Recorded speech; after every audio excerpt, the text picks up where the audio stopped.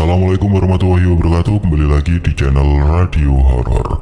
Untuk kisah kali ini masih ada sebuah kisah dari tulisannya Payung Ireng.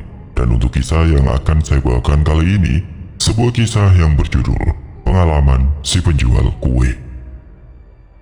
Sebelum kita lanjut ke ceritanya, tekan dulu tombol like video ini dan jangan lupa tekan juga tombol subscribe channel ini.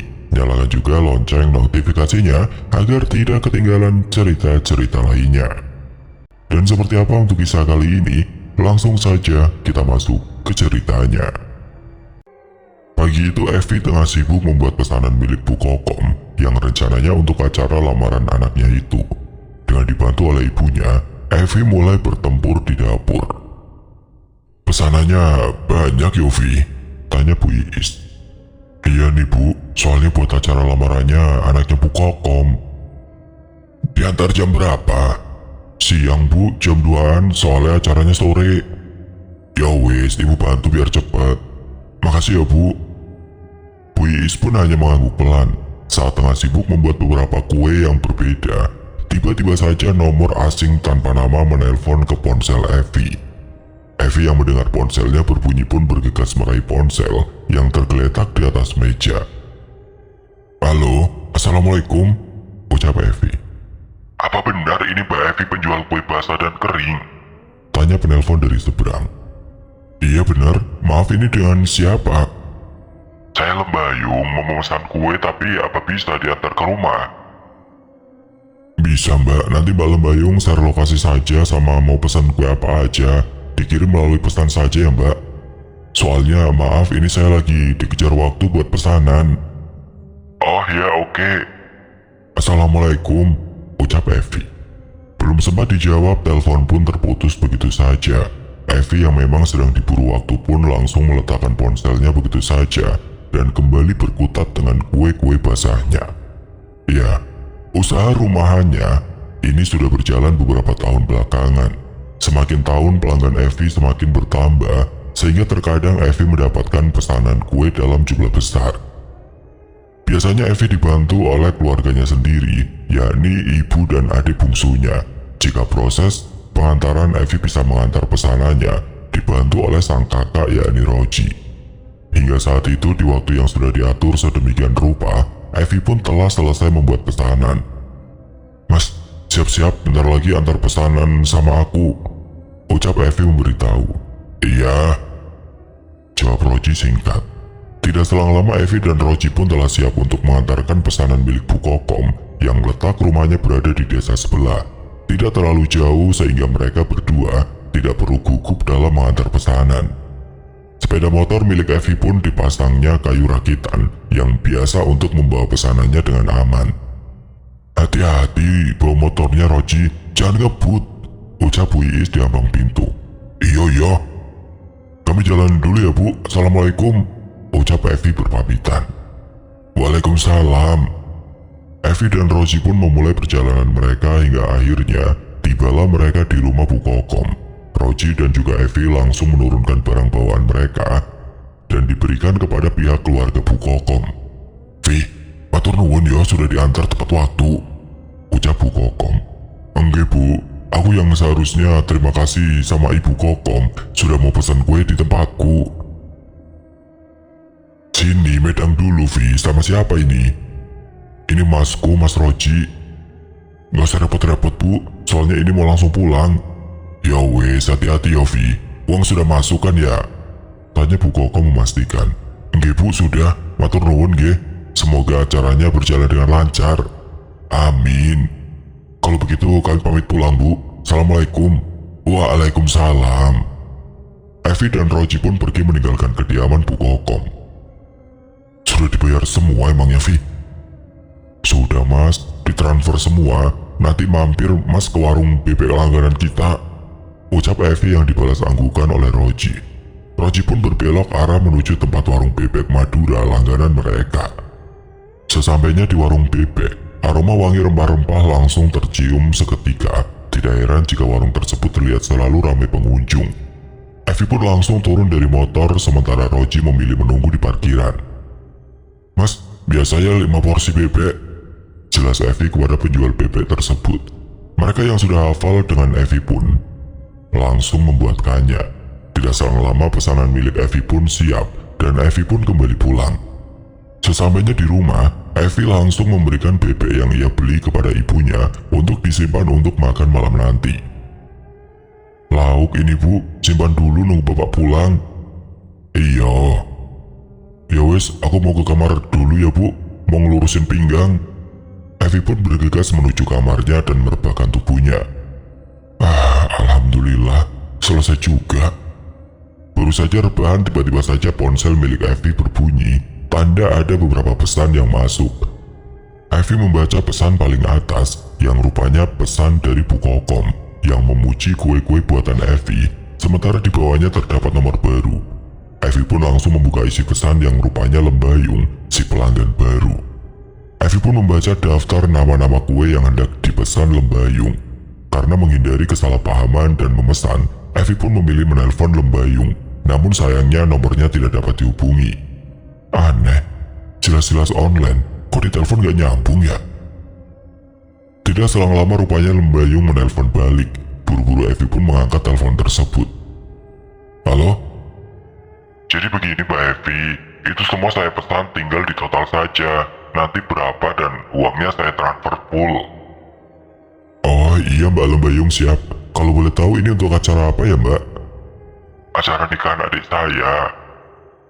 "Jadi mau diantar hari apa?" "Pas malam 1 Suro, tapi untuk malam Mbak Evi, diantar pas malam saja, karena biar kuenya cepat habis." "Oh iya siap-siap, nanti saya kirim nomor rekening saya Mbak." Setelah sepakat dengan nominal harga, Evi pun mematikan teleponnya. Ia langsung memberikan nomor rekening, dan tidak selang lama benar saja, uang sudah masuk dengan nominal yang full. "Alhamdulillah, rezeki lagi," ucap Evi sumringah. Buru-buru Evi pun bangkit dari ranjangnya dan menemui sang ibu. "Bu, apa?" jawab Bu Iis sembari menonton televisi. "Malam 1 Suro itu kapan Bu?" Pasalnya Evi memang tidak tahu menahu mengenai malam 1 Suro. "Ngopo toh tanya malam 1 Suro segala?" tanya Bu Iis dengan bingung. "Ini loh Bu, ada orang pesan kue buat malam 1 Suro, orangnya juga udah transfer Bu." "Emangnya pesan berapa? Terus buat acara apa?" "Katanya buat acara nikahan adiknya, tapi minta diantar malam 1 Suro." Bu Iis terdiam seketika dan tidak langsung menjawab pertanyaan anak perempuannya itu. "Bu, lah kok malah diem? Kok tumben wong Jawa ngadain acara nikahan di bulan Suro? Memangnya kenapa sih Bu? Ada yang salah yo?" "Zaman dahulu, orang Jawa itu pamali, menikah di bulan Suro, katanya bulan Suro itu bulan sakral." "Alah, ibu zaman sekarang yo, wes nggak mempan toh Bu." Anak muda tahu apa? Wes lah Bu, yang penting aku dapat orderan, lagi pula orangnya udah transfer full loh Bu." Bu Iis hanya terdiam tidak menjawab ucapan Evi. Entah mengapa hatinya tiba-tiba ragu dan was-was. "Bu, iya Nduk. Jadi kapan Bu?" "Minggu depan," jelas Bu Iis. "Oke." Setelah mendapat jawaban, Evi kembali ke dalam kamarnya dan mulai mencatat bahan apa saja yang harus dibeli untuk pesanan milik Lembayung. Pukul 7:30 malam setelah sholat isya, Evi dan keluarganya pun berkumpul di depan televisi sambil menikmati makan malam mereka dengan bebek yang sebelumnya Evi beli. "Ini beli di langganan yo?" tanya Pak Kunchoro. "Iya Pak, enak yo?" tanya Evi. Pak Kunchoro hanya mengangguk saja dan kembali menikmati makan malamnya, hingga tiba-tiba Bu Iis membuka obrolan mengenai orderan yang Evi terima saat malam 1 Suro nanti. "Pak, itu loh, si Evi dapat orderan tapi kok pas di malam 1 Suro?" Tiba-tiba saja Pak Kunchoro pun terbatuk-batuk saat mendengar kalimat malam 1 Suro. Buru-buru Evi pun meraih segelas air dan diberikannya kepada bapaknya. "Pelan-pelan Pak, kayak ada yang mau minta nasihat bapak saja," ledek Sukma selaku adik bontot. Sementara Roji hanya terdiam mendengarkan karena ia memang pendiam dan jarang berbicara. "Kamu itu Sukma, bapak lagi kesel kok malah kamu ledekin," tegur Bu Iis. Maaf Bu." "Pelan-pelan Pak," ucap Evi. Seketika Pak Kunchoro pun menoleh ke arah Evi dan mempertanyakan pesanan tersebut. Memangnya yang pesan orang mana, Du? Tanya Pak Kuncoro. Belum tahu, katanya nanti di Sherlock kalau sudah pas mau diantar, Pak. Terus orangnya sudah bayar? Sudah, malah ditransfer full. Katanya buat acara apa, Du? Bilangnya sih buat nikahan adiknya, tapi minta diantarnya pas malam-malam, Pak. Wis, batalkan saja. Perasaan Bapak nggak enak. Loh, Pak, nggak bisa gitu. Nggak enak, aku sama orangnya, apalagi dia udah transfer full. Sudahlah, Pak, Bu. Rezeki kok ditolak. Lagi pula kan nanti Evi nganternya sama aku, jadi aman. Timbal Roji. Tuh, bener kata Mas Roji, rezeki nggak boleh ditolak. Apalagi pesanannya banyak loh, Pak, Bu. Pak Kuncoro dan Bu Iis pun hanya saling tatap dan mengembuskan nafas kasarnya. Tidak ada lagi obrolan mengenai pesanan tersebut. Mereka pun melanjutkan makanan mereka masing-masing. Setelah makan malam, mereka pun bagi tugas membersihkan sisa makan malam mereka. Setelah semuanya selesai, Sukma dan Evi lebih dulu masuk ke dalam kamar. Sementara Pak Kuncoro, Bu Iis, dan juga Roji memilih untuk menonton televisi. Ci, nanti kamu kalau mau nganter si Evi, antar pesanan yang malam satu suro itu. Ingat pesan Bapak, jangan pernah memakan atau meminum yang disediakan si tuan rumah. Jelas Pak Kuncoro. Memangnya ada apa sih, Pak? Bukan apa-apa. Kata orang Jawa zaman dulu, malam satu suro itu malam yang sakral dan wingit. Jadi harus pintar-pintar jaga badan. Roji terdiam, ia mencoba mencerna ucapan bapaknya itu yang memang masih percaya dengan mitos zaman dulu. Iya, nanti tak ingat-ingat Evi juga tak bilangin. Lagian malam satu suro itu kapan sih? Tanya Roji penasaran. Minggu depan, jelas Bu Iis. Roji pun hanya manggut-manggut saja. Beberapa hari pun berlalu begitu saja. Kini hari semakin mendekati malam satu suro. Evi yang sudah diberi uang full oleh Lembayung pun langsung menariknya di ATM terdekat dan membelanjakannya sebagian untuk bahan-bahan kue. Ya, jika mendapatkan pesanan dalam jumlah besar, Evi memang kerap belanja terlebih dahulu agar tidak mendadak. Begitulah cara Evi mengatur waktu. Hingga hari-hari yang ditunggu pun telah tiba. Dari subuh, Evi, Bu Iis, dan juga Sukma sudah sibuk bergulat di dapur, membagi tugas mereka masing-masing. Ya, membuat kue dengan jumlah banyak, apalagi dengan jenis yang berbeda-beda, mereka harus teliti dan butuh tenaga lebih. Mbak Evi, harusnya jam segini aku masih tidur, pokoknya bayaranku dilebihin loh. Ucap Sukma. Kamu itu, Nduk, kalau bantu mbakmu itu yang ikhlas. Lagi pula kapan mbakmu itu nggak mikirin kita? Ucap Bu Iis menegur Sukma. Sudah Bu, nggak apa-apa. Tenang saja, Sukma nanti mbak lebihin. Ucap Evi dengan wajah tersenyum riah. Seketika Sukma pun bersemangat. Ia mengerjakan pekerjaannya dengan bersuka cita dan sudah menghayal jika nanti sudah selesai, ia ingin membeli baju yang sudah diincar sedari lama. Pagi-pagi sekitar pukul 6 pagi, Bu Iis yang tidak sempat memasak pun memilih untuk membeli nasi bungkus di warung dekat rumah untuk sarapan berlima, apalagi suaminya juga hendak berangkat kerja. Pekerjaan pun ditunda sebentar. Seperti biasa mereka akan makan pagi atau malam selalu bersama. Bedanya saat siang, karena Pak Kuncoro tidak makan di rumah. Masih banyak kerjaan ya? Tanya Pak Kuncoro kepada Evi. Lumayan, Pak. Ya kan, Bu? Iya. Roji, nanti kamu bantu dulu di bengkel Bapak yo. Lagian ngantarnya kan malam. Ucap Pak Kuncoro yang hanya dibalas anggukan oleh Roji. Hingga akhirnya mereka selesai sarapan. Evi, Sukma, dan juga Bu Iis kembali sibuk dan berkutat dengan kue buatan mereka. Sementara Pak Kuncoro dan juga Roji sudah berangkat menuju bengkel motor milik Pak Kuncoro sendiri. Waktu terus berjalan. Sedikit demi sedikit pesanan kue pun sudah mulai banyak yang selesai, hingga pekerjaan mereka selesai tepat di jam 4 sore. Alhamdulillah, udah selesai juga. Masih ada waktu buat istirahat sebelum mengantar pesanan, ucap Evi. Sementara Sukma yang sudah kelelahan pun langsung mandi dan masuk ke dalam kamarnya. Evi dan Bu Iis masih sibuk menyusun kue dengan rapi, agar nanti tidak butuh waktu lama saat disusun di motor. Sudah, kamu mandi saja dulu, Nduk. Biar ini sisanya ibu yang rapikan. Nggak apa-apa, Bu. Iya, nggak apa-apa. Lagian kan nanti kamu juga ngantar juga. Ya wes, kalau gitu aku mandi dulu ya, Bu. Evi yang dibalas anggukan oleh Bu Iis. Evi pun melenggang masuk ke dalam kamar untuk mengambil handuk dan berlalu menuju kamar mandi. Selesai mandi dan ganti baju, Evi memanfaatkan waktu sebentar untuk merenggangkan otot-otot yang sedari tadi kaku karena lelah. Ia merebahkan tubuhnya di atas kasur yang empuk sembari memainkan layar ponselnya. Ayah, harus WA Mbak Lembayung ini buat minta di Sherlock. Evi pun langsung mengirim pesan kepada Lembayung meminta alamat rumah. Namun sayangnya nomor Lembayung tidak aktif. Duh, kok kayaknya sering banget nggak aktif. Apa jangan-jangan orang iseng lagi? Tapi dia kan udah transfer full. Namun tidak selang lama rupanya pesan terkirim dan Lembayung pun mengirim alamat rumahnya dengan Sherlock. Buru-buru Evi mencoba melihat Sherlock tersebut. Tempat yang cukup asing dan lumayan jauh. Butuh waktu 1,5 jam dari rumah Evi ke rumah alamat yang Lembayung berikan. Namun karena pesanannya cukup banyak membuat Evi tidak mempermasalahkan hal tersebut. Di sisi lain, sekitar pukul 5 sore, Roji yang masih di bengkel sang bapak pun meminta untuk pulang. Karena ia harus mengantarkan Evi mengirim pesanan tersebut, ditambah Evi yang terus-menerus mengirim pesan dan mempertanyakan kapan pulang.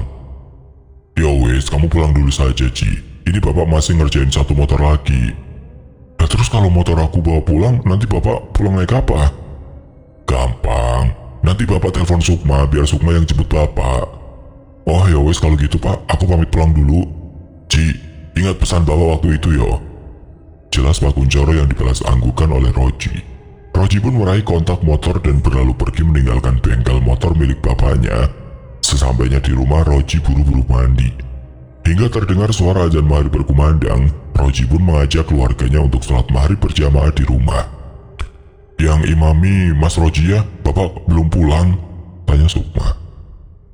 Bapak masih ngerjain motor temennya, soalnya katanya mau dipakai. Paling bapak pulang agak malam. Sudah, jangan ngobrol dulu, tegur Bu Iis. Mereka berempat pun mulai melaksanakan ibadah sholat maghrib hingga selesai. Saat selesai sholat, Roji langsung mempertanyakan alamat rumah si pemesan kue. Ini mas, dia udah Sherlock tapi agak jauh, ucap Evi sambil menyodorkan ponselnya. Roji pun meraih ponsel Evi dan mencoba melihat Sherlock yang sudah dikirim ke ponsel Evi. Jauh banget ini Mavi. Yaudah sih mas, nggak apa-apa, hitung-hitung pengalaman buat kita, ucap Evi dengan entengnya. Roji hanya mendengus kesal dan pada akhirnya pun hanya terdiam lalu mengambil jaketnya dan bersiap-siap untuk berangkat. Antar sekarang aja biar gak kemalaman, ucap Roji yang dibalas anggukan oleh Evi. Evi langsung bergegas ke kamarnya, meraih tas dan juga jaket lalu bersiap. Sementara Roji tengah sibuk menyusun barang bawaannya ke dalam rakitan kayu yang sengaja dibuat untuk membawa barang-barang. Udah semua kan mas? Nggak ada yang ketinggalan? Udah sih, ini udah semua. Yaudah bu, aku sama mas Roji pamit ya, ucap Evi sembari mencium tangan ibunya. Begitu pula dengan Roji yang melakukan hal yang sama. Iyo, hati-hati ya Ndu, di tempat yang belum pernah kalian datangi harus permisi, jangan sembrono, ucap Bu Iis mengingatkan. Iyo bu, assalamualaikum. Waalaikumsalam. Deru motor pun mulai terdengar. Perlahan Roji mulai melajukan sepeda motornya, hingga perjalanan pun dimulai. Jangan salah lihat map ya Vi. Iya mas. Mereka pun mulai menyusuri jalanan yang dipandu oleh Google Map. Melalui arahan Evi, Roji fokus dengan kemudinya. Dari jalanan yang terlihat ramai, jalan besar, hingga kini jalanan sepi, mulai mereka lewati. Rupanya mereka harus melewati jalanan area hutan yang entah hutan apa namanya. Mereka pun tidak tahu. Terasa sekali udara yang sangat dingin menusuk ke badan mereka. Evi yang sedikit cemas pun mulai mengedarkan pandangannya. Terlihat jelas tidak ada satupun kendaraan yang berlalu lalang. Hanya mereka saja yang lewat di jalan tersebut. Kita nggak nyasar kan Vi? Tanya Roji memastikan. Enggak kok mas, ini mapnya bener kok. Jelas Evi yang masih melihat ponselnya. Kok sepi banget ya? Mana ini area hutan lagi? Lain kali kalau nerima orderan ditanya dulu alamatnya, jangan main terima-terima saja, gerutu Roji. Iya udah sih mas, fokus aja nyetirnya, nanti malah nyasar loh. Roji hanya mendengus kesal menanggapi sikap Evi yang memang suka tidak teliti dengan pekerjaannya itu. Hingga perjalanan mereka mulai menemukan titik terang. Dari kejauhan Roji melihat sebuah pemukiman warga karena terdapat cahaya lampu-lampu jalanan dan lampu rumah. "Apa desanya itu bukan?" tanya Roji sembari menunjuk ke arah desa tersebut. "Bukan mas, kayaknya habis ngelewatin jalan ini deh," ucap Evi karena memang titik map bukan di desa itu. Roji pun kembali fokus mengemudikan sepeda motornya hingga akhirnya mereka melewati desa tersebut.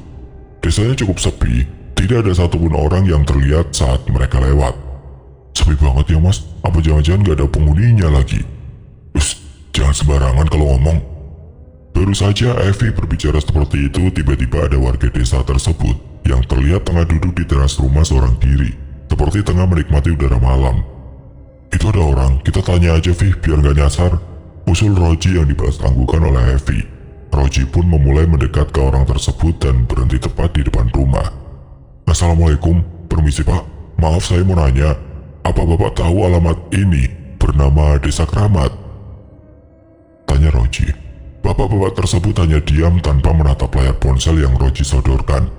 "Di sana," jawab bapak tersebut dengan suara yang datar. Roji dan Evi merasa gusar melihat cara bicara bapak tersebut yang terkesan aneh, hingga Evi memberi kode agar segera pergi dari tempat tersebut. Nggih matur nuwun pak, kalau gitu kami pamit pergi. Assalamualaikum." Tanpa dapat jawaban, Roji dan Evi langsung bergegas meninggalkan area tersebut. Hingga Evi yang penasaran pun mencoba menoleh kembali ke rumah tersebut. Namun alangkah terkejutnya Evi saat jajaran rumah-rumah yang sebelumnya ia lihat ternyata bukanlah rumah, melainkan gundukan-gundukan tanah pemakaman, dan bapak-bapak tersebut pun menghilang. Astagfirullah. Tubuh Evi mulai gemetar, menahan rasa takut saat setelah mengetahui apa yang ia lihat barusan. Namun entah mengapa justru ia sangat sulit berbicara, padahal ia ingin sekali memberitahu kepada Roji dengan apa yang ia lihat sebelumnya. Deru nafas yang kasar mulai terdengar di telinga Evi, bahkan keningnya pun mulai berkeringat, padahal hawa malam itu terasa sangat dingin. Di sisi lain, Roji masih terus fokus mengemudi karena ia tidak ingin salah alamat. "Vi, coba lihat udah deket belum?" tanya Roji yang langsung membuyarkan pikiran Evi. Buru-buru Evi melihat layar ponselnya, namun sayang sinyalnya hilang. Tidak ada sinyal di area tersebut, hingga ponsel Evi pun tidak bisa mengakses Google Map. Mas, sinyal hilang," ucap Evi dengan panik. "Aduh, gimana ini?" gerutu Roji yang mulai ikut panik. "Gimana dong mas, ternyata di sini gak ada sinyal, kalau nyasar gimana?" tanya Evi yang sudah mulai panik. Sudah, gak usah panik, kita ikuti petunjuk dari bapak tadi aja." Evi kembali mengingat apa yang ia lihat setelah pergi menjauhi bapak-bapak yang mereka temui itu. Awalnya Evi ingin sekali memberitahu, akan tetapi ia tidak mau jika nanti Roji panik dan menjadi salah arah. Evi hanya mampu terdiam dengan segudang pikirannya. Selang beberapa puluh menit dari kejauhan mulai terlihat cahaya dari lampu menandakan ada rumah di sekitar area tersebut. Semakin mendekat, suara lantunan musik tembang Jawa pun menggema. "Kayaknya itu rumahnya Vi," ucap Roji dengan pandangannya yang samar-samar. "Iya mas, itu juga kedengeran musiknya. Alhamdulillah, akhirnya ketemu juga," ucap Evi dengan lega. Mereka terus mendekat hingga tibalah di bangunan rumah yang cukup megah. Iya, Roji dan Evi tidak terlalu fokus melihat ke area sekitar. Mereka hanya fokus menatap ke rumah tersebut. Terlihat cukup megah dengan lampu-lampu yang sangat terang. Suara musik gamelan pun memecah kesunyian malam. Roji dan Evi berhenti tepat di gerbang rumah tersebut yang tertutup rapat. "Coba kamu telepon orangnya, Vi." "Iya mas." Evi membuka ponselnya, namun rupanya sinyal masih tidak ada, sehingga membuat Evi berdecak kesal. Belum sempat memberitahu kepada Roji, tiba-tiba saja pintu gerbang pun dibuka oleh sosok pria tua. "Mbak Evi ya?" tanya pria tua tersebut. "Iya pak, ini saya mau mengantarkan pesanan Mbak Lembayung. Apa ini benar rumahnya?" tanya Evi memastikan. "Iya betul, monggo masuk saja." Buru-buru Evi dan Roji pun memasuki halaman rumah yang terlihat cukup luas. Sesaat baru masuk sudah terlihat jelas suasana sangat ramai dan riuh, banyak tamu undangan yang datang. Namun seketika Evi tertegun saat melihat pengantin wanita yang terlihat sangat cantik dan pengantin pria pun tidak kalah tampan. Duh, pasangan yang sangat serasi. Sudah, jangan buang-buang waktu, ini bantu turunin dulu. Seletuk Roji yang berhasil mengalihkan pandangan Evi. Iya mas. Mereka berdua pun sibuk menurunkan semua bawaan mereka dan dibawa masuk, diarahkan oleh pria tua itu. Taruh di sini saja mas, nanti biar Rewang yang natain. Evi dan Roji pun hanya patuh dan tanpa bertanya apapun, apalagi Roji, yang entah mengapa ingin sekali buru-buru keluar dari rumah tersebut. Namun tidak dengan Evi, yang masih penasaran dan ingin lihat acara nikahan tersebut. Kata Mbak Lembayung, kalian disuruh nunggu dulu di kursi sana, kursinya para tamu, ucap pria tua. Vi, bukannya kata kamu udah dibayar semua? Ya emang udah kok mas, terus ngapain kita disuruh nunggu? Ya nggak tahu, mungkin mau dikasih bonus kali. Coba kamu lihat sekarang jam berapa. Evi pun langsung mengambil ponselnya dan melihat, rupanya jam masih menunjukkan pukul 8 malam. Baru juga jam 8 mas, yaudah santai aja, kita nunggu aja dulu, mungkin Mbak Lembayung mau lihat aku. Roji pun hanya mendengus kesal, mau tidak mau ia menuruti kemauan pemilik rumah. Evi dan Roji pun berjalan menuju kursi-kursi para tamu dan duduk di sana. Terlihat jelas di depannya merupakan panggung pengantin yang pengantinnya sudah duduk berjajar dan diapit oleh masing-masing keluarga dan juga dayang kecil. Perhiasan khas Jawa membuat pengantin wanita terlihat sangat anggun, hingga Evi pun tidak henti-hentinya memuji kecantikan pengantin tersebut. Nanti aku kalau nikah mau riasan begitu. Sementara di sisi lain justru Roji terfokuskan dengan para tamu undangan yang terlihat ramai, namun tidak ada satupun yang saling berbicara. Semua mata tertuju pada panggung pengantin yang saat itu memang ada pertunjukan tarian Jawa. Alunan musik gamelan pun semakin terdengar kencang.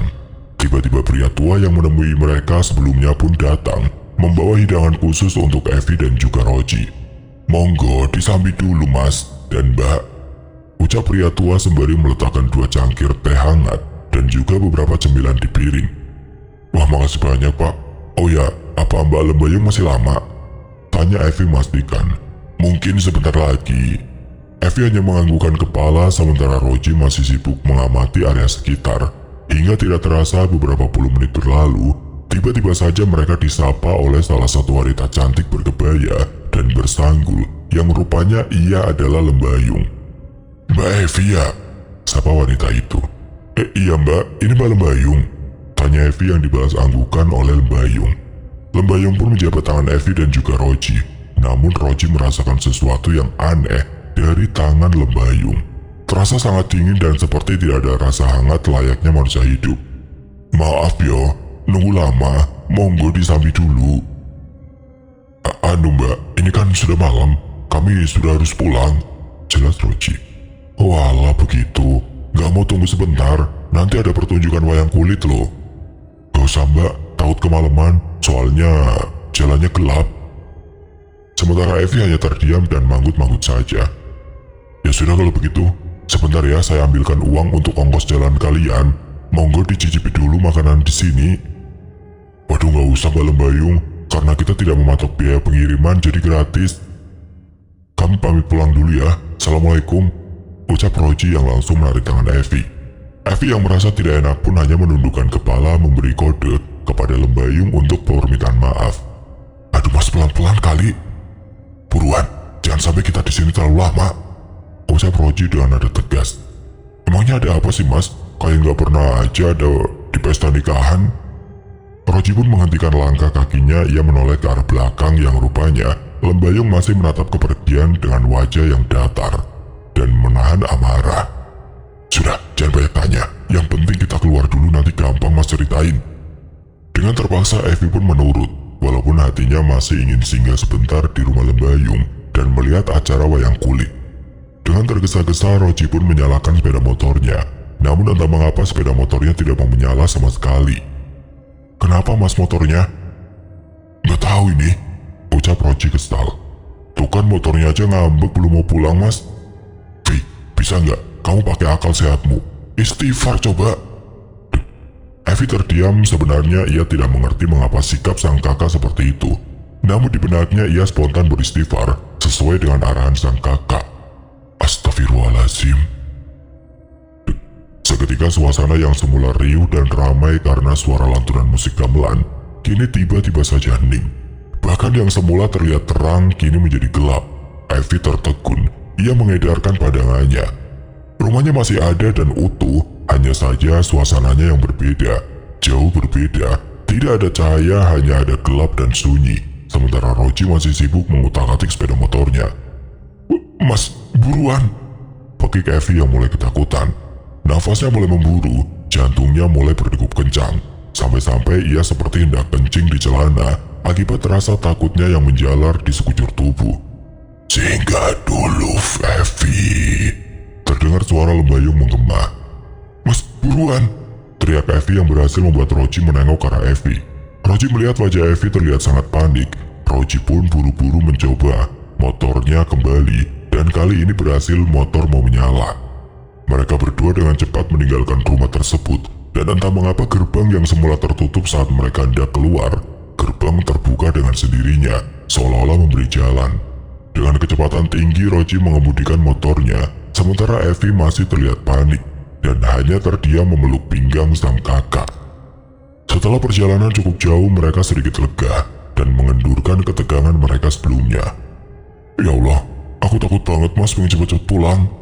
Iya, yaudah, jangan banyak ngomong dulu. Kini Evie hanya terdiam dan fokus membonceng, sementara Roji fokus mengemudi di gelapnya jalanan asing. Tidak selang lama mereka kembali melewati tempat yang dimana mereka bertemu dengan pria tua di depan rumah. Di mata Evie, area tersebut sama seperti apa yang ia lihat terakhir, yakni hanya gundukan-gundukan makam, sementara berbeda dengan Roji yang terlihat seperti menyapa seseorang.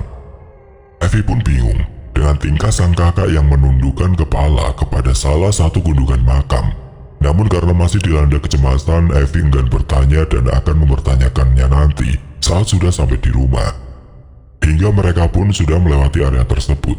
Kini mereka harus kembali melewati area hutan yang sepi dan sunyi, ditambah tidak ada penerangan jalanan dan hanya ada pancaran lampu motor saja yang menerangi perjalanan mereka. Tiba-tiba saja suara-suara burung gagak menggema di sekitar area hutan. Memecah keheningan malam, membuat sekujur tubuh Evie dan Roji meremang. Tubuh Evie gemetar menahan rasa takut sedari tadi, sementara Roji ia memilih untuk fokus mengemudi tanpa memperdulikan yang lainnya. Mas, bisa cepet gak sih? Kok kayaknya lama banget? Keluh Evie. Sabar Vi, ini mas juga udah ngebut. Tapi entah mengapa mereka masih saja berada di area hutan. Padahal Evie merasa bahwa mereka sudah cukup lama menempuh perjalanan. Istighfar yuk mas. Roji pun hanya menganggukkan kepala dan mereka berdua sama-sama beristighfar. Hingga tiba-tiba saja mereka sudah keluar dari area hutan.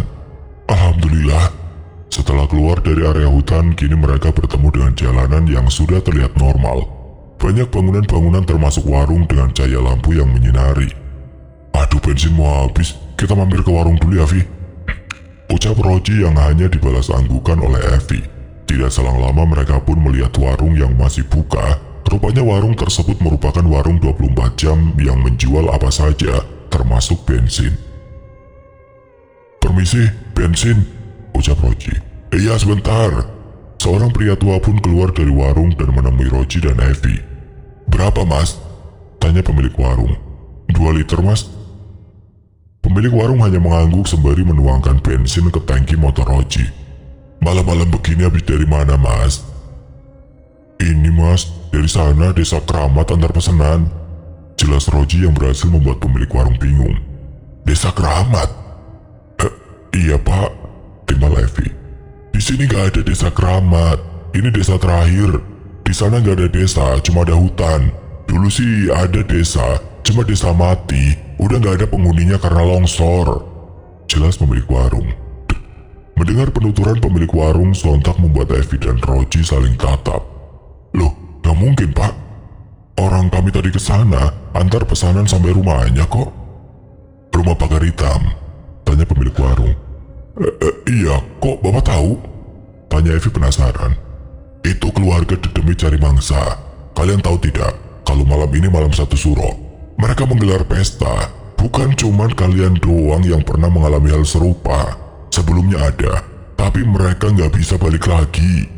Jelas pemilik warung. Tapi kamu bisa pulang pak. Ya mungkin karena kalian tidak mencicipi suguhan yang mereka kasih. Tadi di sana sempat nyicip nggak? Enggak sih pak, kami buru-buru pulang, soalnya saya nggak nyaman, ucap Roji. Alhamdulillah, kalian masih dilindungi Allah. Evi tertegun. Ia tidak menyangka pengalaman yang mengerikan ini terjadi kepada dirinya. Hingga ucapan pemilik warung kembali membuyarkan lamunan mereka. Sudah, lebih baik kalian cepat-cepat pulang, ini sudah tengah malam. Memang sekarang jam berapa sih pak? Tanya Roji penasaran. Jam 12 lebih. Loh, bukannya harusnya ini masih jam 10 kurang ya? Evi yang penasaran pun mencoba melihat layar ponselnya.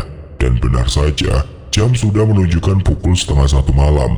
Sinyal yang mulai ada ponselnya pun membuat beberapa pesan masuk yang rupanya ada panggilan tidak terjawab dan pesan dari nomor Sukma. Sukma. Ibu sama bapak pasti khawatir sama kita.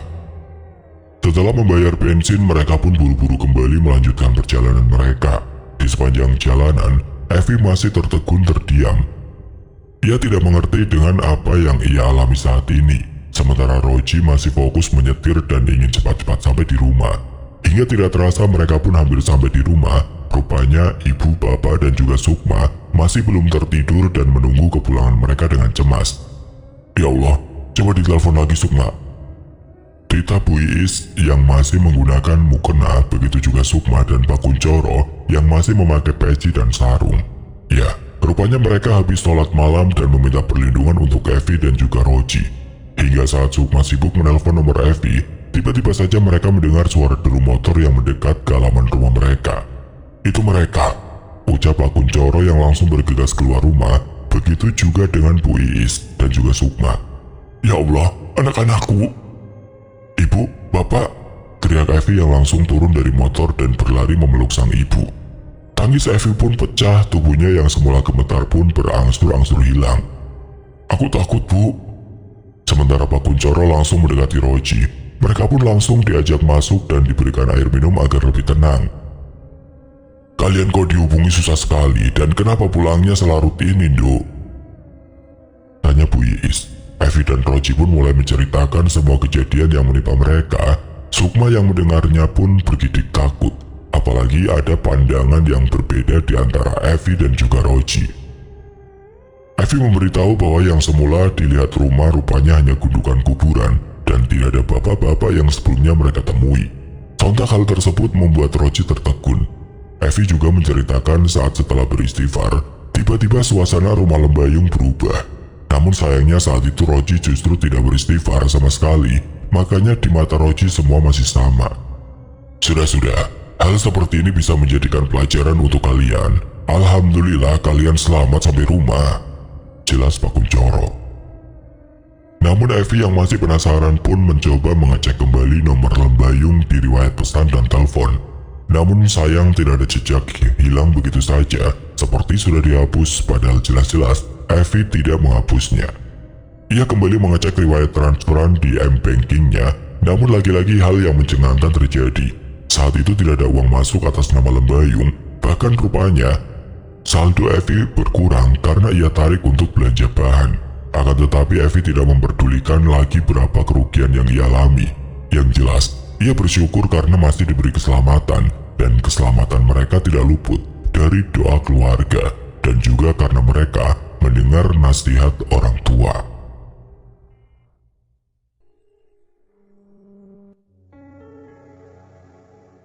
Oke teman-teman, sekian untuk kisah kali ini. Bagaimana menurut kalian tentang kisah ini? Tulis komentar kalian di kolom komentar. Dan buat teman-teman yang baru bergabung, jangan lupa untuk like, komen, share, serta subscribe channel ini. Dan nantikan kisah-kisah horor berikutnya tetap di channel Radio Horor. Wassalamualaikum warahmatullahi wabarakatuh.